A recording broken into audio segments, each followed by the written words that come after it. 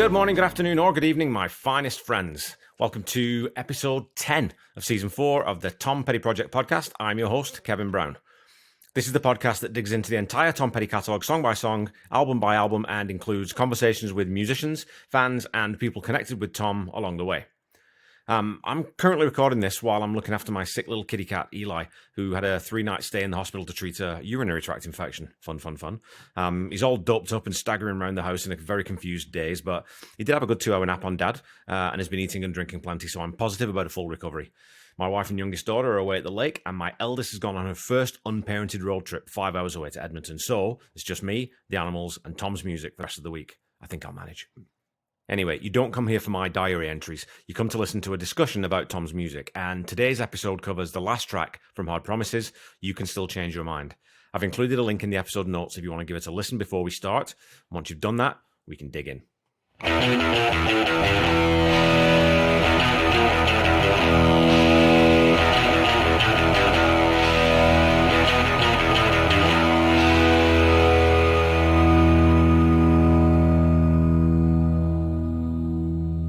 You called it Mike's tribute to Brian Wilson, is the rhetorical question that Paul Zollo poses to Tom in his book, Conversations with Tom Petty. Tom responds, I thought it sounded like something that could have been in the Beach Boys catalogue somewhere, very different from what we normally do. And I think that's one statement sums up Hard Promises very neatly. This album is when the songwriting butterfly fully emerged from the chrysalis of the first 3 albums, but especially Damn the Torpedoes. Tom says, we were trying to find some different ground. We didn't want to make Damn the Torpedoes again. So, not to head into a full album recap, which I'll be doing with my friend John Paulson in a couple of weeks, but if you think about Night Watchman, Something Big, Insider, The Criminal Kind, and this track, it really is uncharted territory for the band and a record that expanded their sound and their potential avenues of exploration more than any other had to this point. The comparison to the Beach Boys is completely lost on me, though, as for some reason, the one band that I just can't figure out or I don't relate to at all. If anything, I get more of a sort of an ELO vibe from this song, which is quite a coincidence given who would go on to produce 3 albums for Tom. In the album wrap episode for Damn the Torpedoes, John Paulson and I discussed the incongruity of the intro for Louisiana Rain, and the final track from Hard Promises also includes an unconnected, arguably superfluous 13 seconds of programmed synth noise. There's no mention of who or how this was played or on what in the liner notes for the album, and again, it feels out of place, especially for such a soulful ballad. The 2018 remaster, which appears on the American Treasure compilation, cuts this portion out entirely and comes straight into that alternating root, 3rd, 5th broken chord structure. And, the way this is played is a structure as old as popular music is. Whether it's the Bangles' Eternal Flame or in a slightly modified mode, Let It Be, the rhythm of the piano is playing the root, 3rd and 5th notes of the chord in some combination. With this song, it's anchoring the 5th as the root and then playing the root and 3rd on the beat. It's the first time the Heartbreakers would use this shape, though, and off the top of my head, I can't actually think of another example of it. We have a 4-bar instrumental intro, all in C major, which is curiously not a guitarist key. Tom tells Paul Zollo that the song is really mostly his, and by his he means Mike Campbell. He wrote the whole arrangement. It's a great piece of music, and it would have to be laid at his door. So I wonder if Mike actually wrote this on piano initially.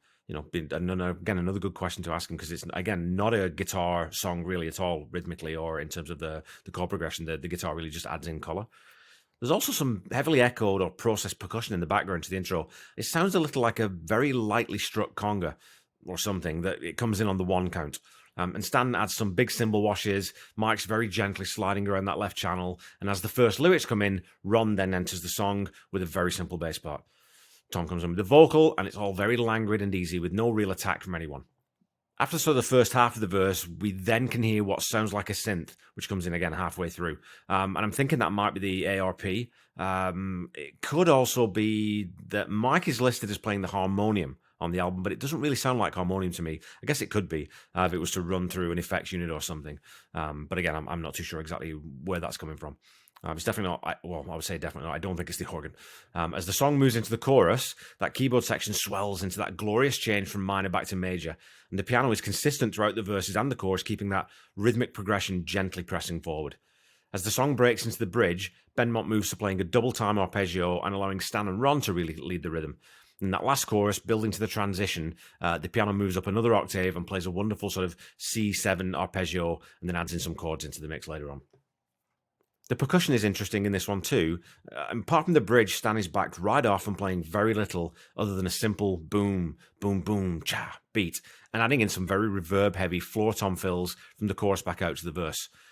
There is also what sounds like it's either a tambourine being hit, or it sounds more to me like sleigh bells. It's almost got that Christmas feel to it, and it's being hit with a stick or something, which again just gives it that sort of very beautiful atmospheric feeling. Likewise, as well as Stan sort of keeping things simple, Ron is also keeping them simple, playing mainly on the first beat of each bar before walking up the scale into the chorus. Again, in the bridge, though, he starts to add in a lot more to the groove and plays a beautifully timed slide in the "oh, you don't have to wait" line, and then again, coming back out of the bridge. It's all very mellifluous and relaxing, wending its way lazily through the song rather than driving it forward. The guitars in this song are very muted, and especially the lead just provides a bit of texture and colour that the keyboards usually would in most of the other Heartbreaker songs. But this being a keyboard-forward song, the guitars are there just to add a few phrases, here and there, and it's Mike, again, using his slide and just being very gentle, where sliding up a third or a fifth. And so those phrases come to the fore in places, between sections, between verse and chorus or whatever, and the lap steel feel meshes perfectly with that synth piano vibe. There's also a great little change of tone to a crunchy, distorted guitar in the outro with about 10 seconds to go, which just closes the song on a slightly harder edge as it fades out.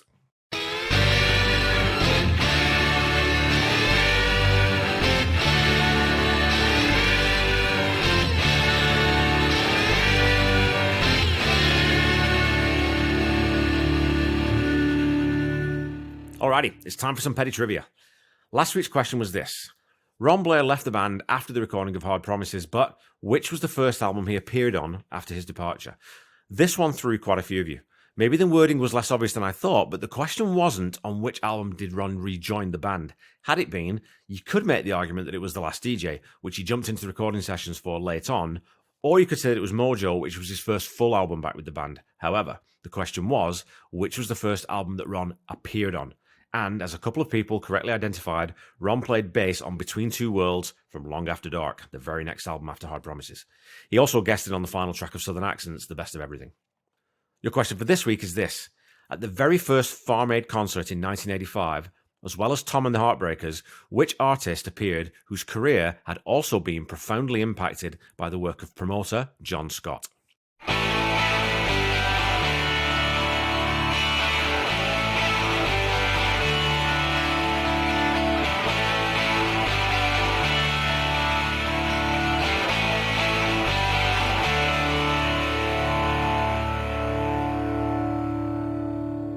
Okay, back to the song. As with everything else in this one, Tom chooses a vocal delivery that has some facets that we haven't really heard anywhere else on the album. He's in full southern drawl mode, especially during the verses, and then in the chorus he comes back much closer to his, what I would call his crooner voice. During the bridge he's really pinching his airflow to create a strained, almost nasal attack that again I don't remember anywhere else on Hard Promises.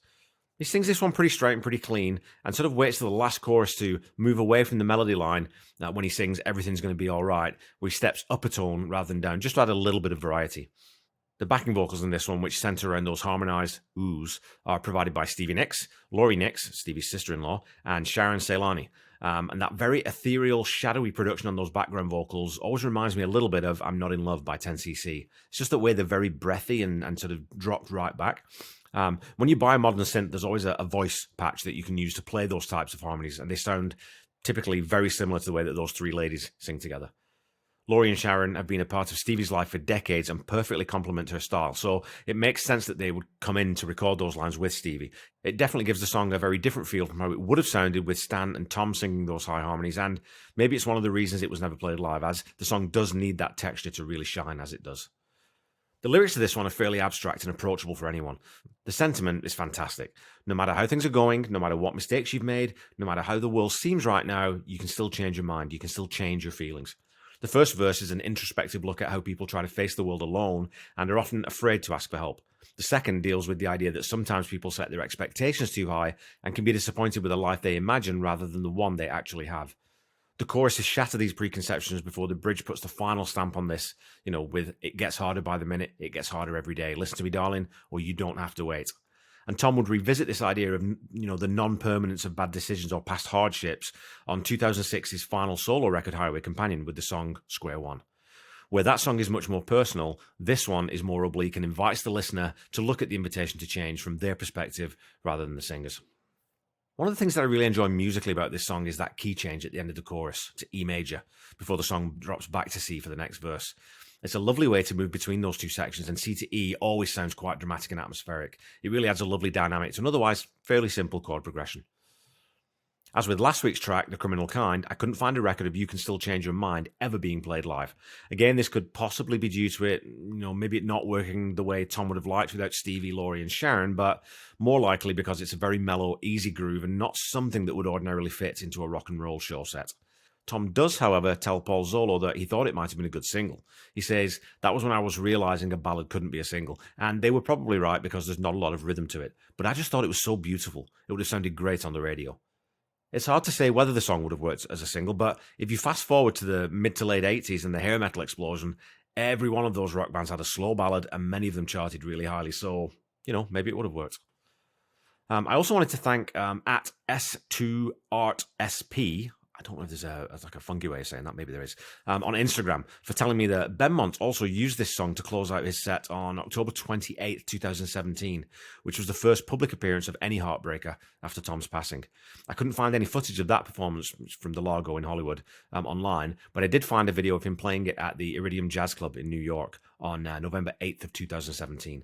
I'll include a link to that in the episode notes, as it's a really beautiful, delicate acoustic version of the song, which Benmont introduces by saying, "I'm going to play a song by two of the greatest songwriters who've ever lived. If you're familiar with it, I'm very glad." What a wonderful sentiment.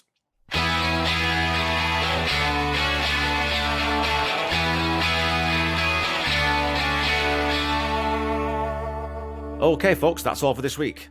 I think this song probably isn't as loved as much as it maybe should be. It lacks a guitar riff, it's a very slow tempo number, and it also stands in stark contrast to everything on this album. And again, to my ear, sounds a bit more ELO or even solo-era McCartney in the bridge. Like Louisiana Rain from the last album, it's a downward gear shift to the album tempo-wise, even more so in this case, actually. But I think it finishes off a brilliant follow-up to Damn the Torpedoes very nicely. And for me, it's a delightful, ambient experience that doesn't require you to pay close attention, doesn't challenge your musical palate at all, but is an entirely pleasant 4 minutes to spend in the company of a soaringly beautiful melody with a hopeful lyrical message. So I'm going to give this one a 7 out of 10 to close the album.